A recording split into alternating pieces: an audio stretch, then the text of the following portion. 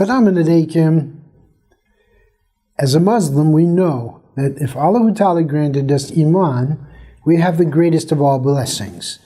So we want to protect this blessing by learning what our Prophet Rasulullah had told to the Ashab Kiram. Before I continue, I want to again read from the book Ethics of Islam.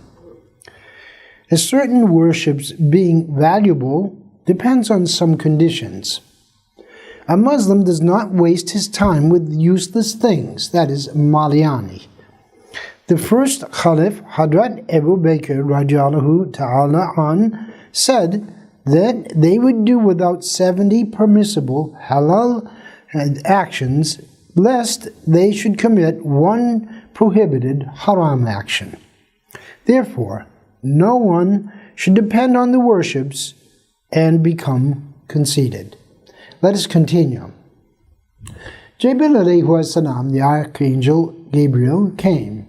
He gave the good news to our Master the Prophet that Allah Ta'ala would make the polytheist wretched with a windstorm. Upon this, the Master of the Universe, he kneeled down and outstretched his blessed hands and submitted thanks to Allah Ta'ala by saying, "O my Allah, I thank you, for you pitied me and my companions." The Master of the Universe informed his heroic Ashab of the glad tidings that Allah Ta'ala would make the polytheist wretched with a windstorm. That was a Saturday night.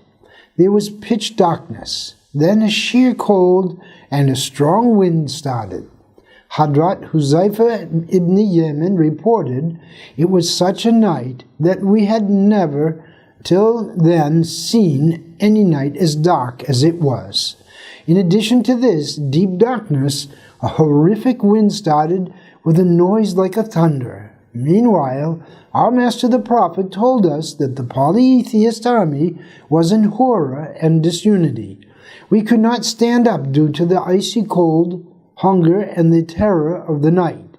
We had put on some covers and waited where we were. Rasulullah started performing a ritual prayer. In a part of the night, he prayed. Then he turned towards us and asked, "Is there anyone among you who will go near the polytheist army and, by inspecting their conditions, bring me the news? I shall request from Allah Ta'ala that the one who brings me the news will be a friend to me in paradise." Due to the vehement hunger and cold, no one there could stand up. Then our Master Rasulullah came to me. Out of cold and hunger, I was sitting on my 2 knees. Our Master Rasulullah touched me. He asked, "Who are you?" I answered, "I am Huzaifa, O Rasulullah." Our Master Rasulullah told me, "Go and see what these people are doing. Until they return to me, do not shoot any arrow or throw any stone at them. Do not attack them with your sword or spear. Until you come back to me, you will not be harmed by cold or heat. You will not be captured or tortured." I took my sword and bow and got ready to go. Our Master Rasulullah invoked blessings on me. "O my Allah, protect him from in front and behind of him, from his right and left, from above and below him." I started walking towards the polytheists. As if I were walking in a bath, I swear by Allah Ta'ala that I had no fear, no coldness, no shivering.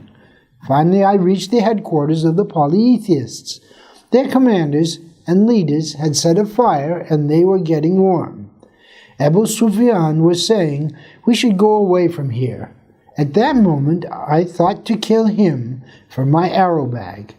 I took out one arrow and placed it on my bow. I wanted to shoot him by taking advantage of the light of the fire. When I was about to shoot, I remembered that Rasulullah ﷺ had told me, "Until you return to me, you will not cause any incident." Therefore, I gave up killing him. After this, I found a great courage in myself. I approached the Polytheists and sat down near the fire. The unprecedented strong wind and the invisible army of Allah Ta'ala, that is, the angels, struck them in the wind.